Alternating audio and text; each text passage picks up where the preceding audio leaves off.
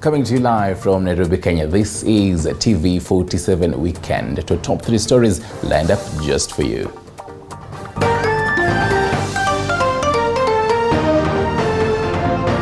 Tonight, deployment of KDF to banditry-riddled areas continues to elicit mixed reactions. Inakubalia rais kutumia jeshi wakati ya emergency na mambo kama hii ili baadaye bunge iweze kwenda kupitisha. As bandits keep causing residents sleepless nights. Kwa muda wakati kuna emergency, the president can deploy the military, the defense forces to cooperate with any other security agency to protect its people in case of emergency. Also tonight, Azimio leaders slam President Ruto's government. Sisi ni viongozi who are responsible and who know what they are doing. Taking the rally to Odinga's Nyanza backyard. We shall not let the gains be lost. Plus, we tell you about a community in Kibera which is making great strides towards overcoming period stigma. Kunaonekana kwa uniform. Msichana mmoja akasema huyu ameanza kunyesha. Sasa watoto wanamfuata, ako na damu wakimwimbia hivyo.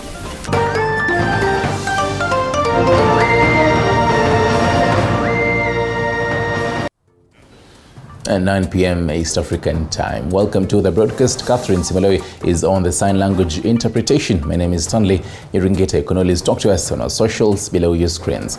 Now, matters to do with the legality of the directive to deploy the military to assist the police in flushing out bandits in the north took center stage during the burial of Tony Barkuto, said to have met his death at the hands of bandits a few days ago. Paul Kirobi reports.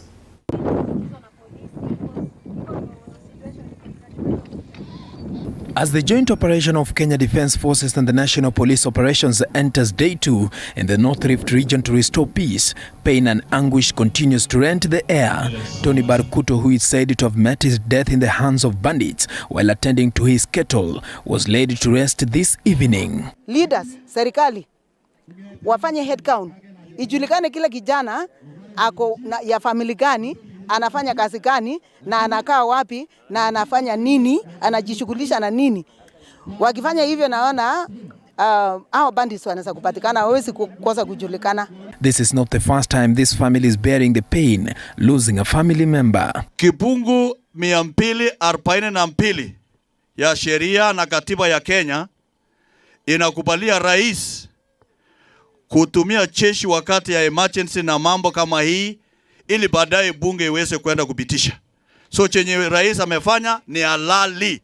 Section 241B inasema kwa muda wakati kuna emergency, the president can deploy the military, the defense forces to cooperate with any other security agency to protect its people in case of emergency.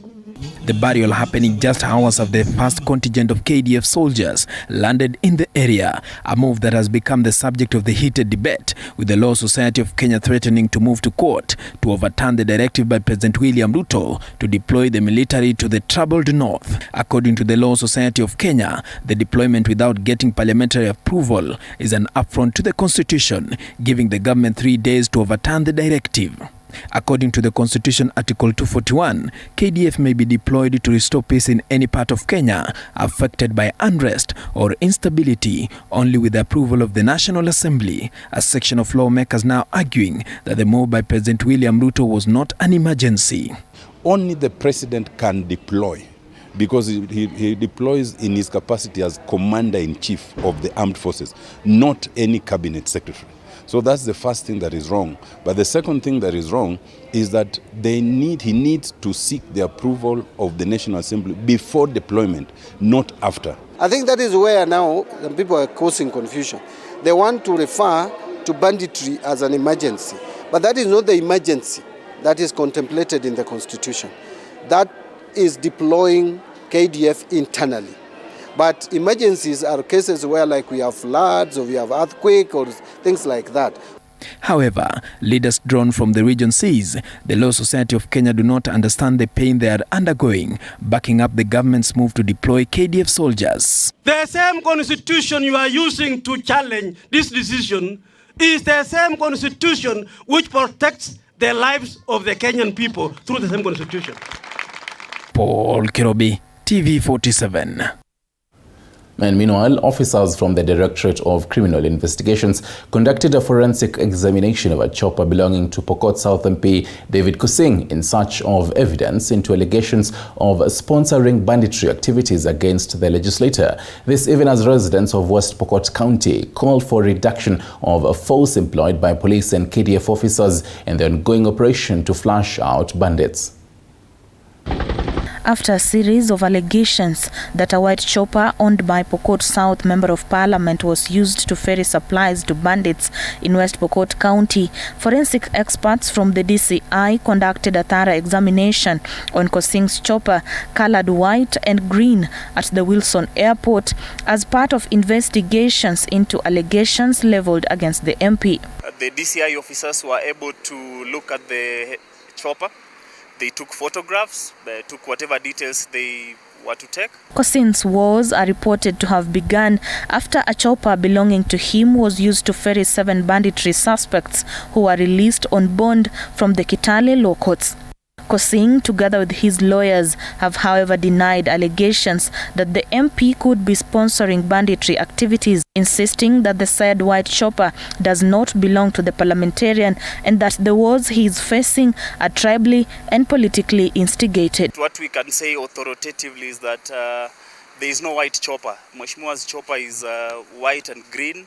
It's a chopper that he uses for his own personal use and also for business. I just came in as a good Samaritan kusaidia watu wetu ambao ni maskini ambao walipoteza ng'ombe yao, ndipo sasa mimi nimeletwa na mimi napatiwa hii maneno yote hii ambayo sasa imemutate kuwa crime, imemutate kuwa mandege. Mwende mtafute hii white chopper huko mali sijui iko.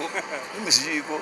Meanwhile, locals in West Pokot County, led by Kodich Ward Representative Paul Lokitare, are calling on the government to employ other means of restoring peace, such as bringing more development, arguing that excessive use of force by security personnel in the ongoing joint operation could hurt innocent residents. Exchange guns with pen, give us development, and hiyo mambo ya vita ama hiyo bandits itaisha automatically without even putting much efforts and much budgetary allocations ya hiyo maskari.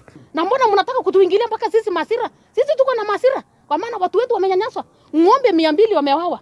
Na hiyo ni bang ya mwananchi ya Mpokot. Kosing is likely to know his fate next week after the DCI concludes a report upon conclusion of investigations. Sylvia Nyongesa, TV47. Nairobi. And some diplomatic ties. Principal Secretary in the State Department of Diaspora Affairs, Roslyn Njogu, held a meeting with the Kenya diaspora community in Rwanda through the Kenya High Commission in Kigali. The meeting that was held at the Mount Kenya University in Kigali offered an opportunity for Kenyans living and working in Rwanda to interact and engage with the Principal Secretary on issues affecting them and get to understand the policies and the Kenyan government has put in place to support them. Which we have represented in, if we were to share with you a picture, this is the foundation of the house that we are building. How do we secure your rights and welfare wherever you are? It's different in different jurisdictions.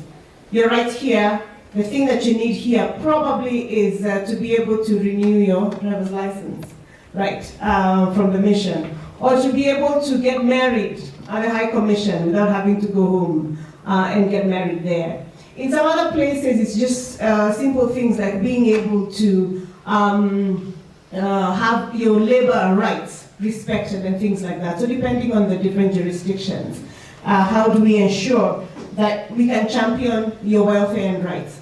One of the things that we are doing under this is basically evacuating Kenyans who have been in distress. And a big part of the job for the last 2 months has been receiving distress calls from around the world and scrambling resources to get Kenyans out of difficult circumstances. And President William Ruto has said there is a need for Africa to robustly invest in the health sector. Speaking during the inaugural ministerial forum by the Africa Centers for Disease Control, the president said it is time for the African continent to enhance its capacity to manufacture its own vaccines and stop relying on imports and support institutions with skilled professionals. In addition, he noted that the implementation of Africa's public health order will help drive global health security. Public health order is therefore necessary to safeguard our African continent from a myriad of threats to health, reproductive rights, and socio-economic security. It is even more essential to achieve health security in the face of emerging and re-emerging health threats such as COVID-19, Ebola, among others. A strong healthcare system base will ensure that uncomplicated health cases can be managed in primary healthcare facilities, and those needing referrals can be processed through the Health Active, and work closely with Africa CDC in finding solutions and establishing especially manufacturing facilities. This should be aimed at identifying health products for local manufacturing. Now, earlier this week, nominated Senator Gloria Oroba elicited mixed reactions among Kenyans, both on and offline, after she appeared before the Senate with a stain on her white suit in a move aimed at eradicating period poverty and stigma among women and girls. Our reporter Elizabeth Atieno visited Nairobi's Kibera slum, where a group of girls narrate their experience with menstrual health and hygiene, and filed this report. Kibera is home to 252,000 Kenyans.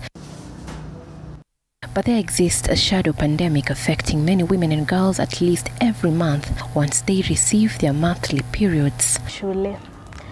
Mary, not her real name, recalls her first day to experience the monthly periods when she was barely 12 years old and her mother could not afford the sanitary pads. Nilikuwa nyumbani, ilikuwa on Sunday, Monday nenda shule. Sasa nilikuwa nimeenda kuoga. Naona kitu red kwa panti yangu. Sasa sikuwa najua hiyo ni nini. Nikaenda nikauliza mamangu, "Ma, nimeona kitu red kwa panti yangu na sijui ni nini." Kaniambia labda hiyo ni period yako imeanza. Kasimsaidia basi pesa niende nikanunue pad. Hizo wakati pad ilikuwa 50 bob. Kaniambia je, sasa sina pesa, niko nayo ni 50 bob na hiyo ndo ya sapa. Nikasema chande nikombe rafiki yangu pad. Kaniambia pia mimi sina. For Susan, not her real name, it all began during her 16th birthday celebrations. Sasa nilikuwa nimevaa trouser zangu. Nikaenda kujipamba. Sasa kuamka mama wangu ananiambia trouser zako imechafuka. Namwambia imechafuka je, na nimekaa mali safi. Akaniambia umeanza period. Nikashtuka period. Akaniambia, nikamwambia mtu anazaga je period? Akaniambia ndio umeanza period, unauliza maswali nyingi kwa nini? Nikamwambia basi nisaidie pad. Akaniambia ana pesa ya pad na kwa na pad nifunge kitamba, nike kitamba. Nikamwambia kitamba itatoka.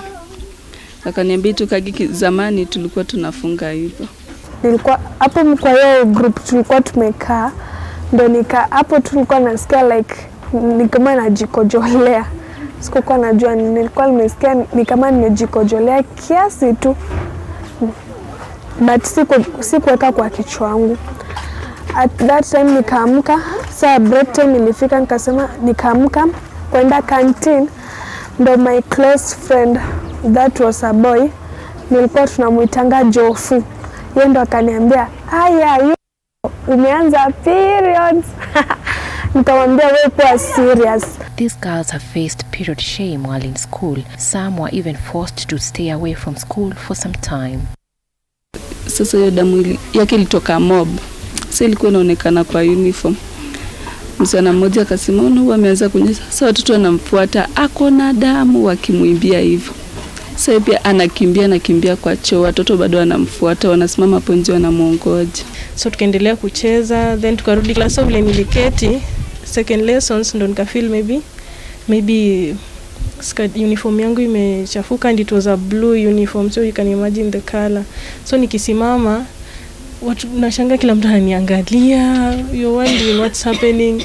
Then mtu anakuambia you soiled your uniform. So that day hata nikatoka, sikuwa irudi class tena, nikaenda kukaa kwa field. So you can imagine the color of Olympic primary uniform, which is light blue in color, and the period blood being red. So it was really shouting. So I didn't know, and one of my friends in the class was like, hi, yes. Like I stood up, but again my friend got to notice that I soiled my cloth, my uniform. So she raised an alarm and told me, yes, you've soiled your cloth.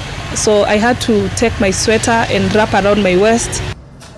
It's not all gloom and doom, as there lies a ray of hope for women and girls in informal settlements across the country, as some projects of free sanitary pads distribution are currently in force, where jerrycans and pads dispensers have been made available by well-wishers, as Yasmin Mohammed, a menstrual champion, now explains. So it was really hard for women and girls to have access to quality menstrual products. So we just sat down and came up with an idea. So what can we do to just ensure that women and girls in Kibra will have access to menstrual products? So we innovated a pad dispenser out of a used water jerrycan, and we said we'll try it off during that week and see whether the women and girls will come and collect the menstrual product. And surprisingly, in 1 week's time, the pad dispenser was empty. This hall has been set aside as a safe space for women and girls from Kibra who gather here every weekend to gain knowledge about sexual and reproductive health. Yeah. Kama unajua hiyo kitu ilishawahi kutendekea, nasikia wengine wanajiua, kwa hiyo wanakucheka, watu wanajua. Usijue, that is part of life. Yeah. Usiogope kusema, just speak out and say. Tuambie tu mwenye unamtrust. Maybe unaweza trust a boy, but ubo anaweza kuwa na sister. Unamuuliza sasa, alafu kwa kunini hiyo period ni natural thing. Nilisikia vibaya, zilifanya mpaka nika cancel birthday party yangu, lakini bado nilikuwa nilifeel poa juu marafiki zangu walikuwa wanapiga story, mimi nimeanza kunyesha. Mimi naona mimi sijaanza, ama mimi niko na shida. So nilisikia tu poa.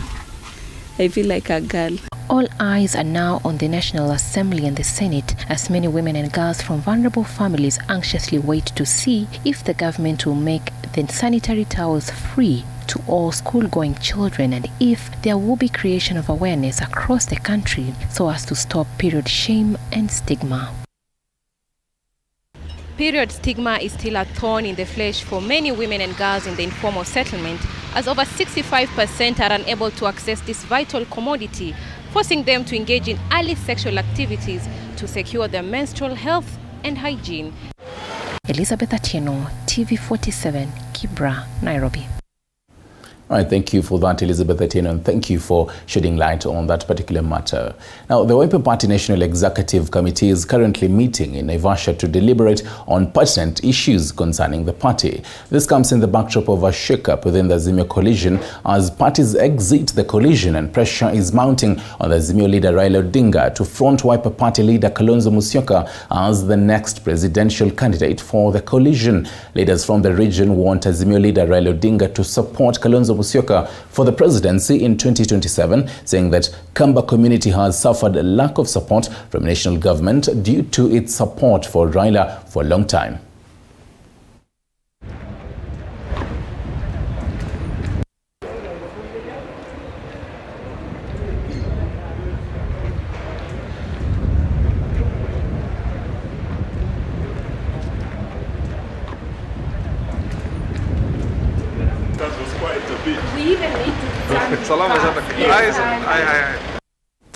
Now, meanwhile, a Bulembe Women Conference that brought together women from 5 counties in Western Kenya aimed at finding solutions to perennial problems facing women in the area was turned into a political battleground after politicians from different factions graced the occasion. Here is Violet Oma with more. It was a meeting that brought together over 1,000 women from 5 counties in Western Kenya, among them Kakamega, Vihiga, Bungoma, Busia, and Trans Nzoia counties. The event was halted for a while after a section of attendees interrupted Malava MP Malulu Injendi while addressing, forcing him to cut short his speech just when he had started talking about politics.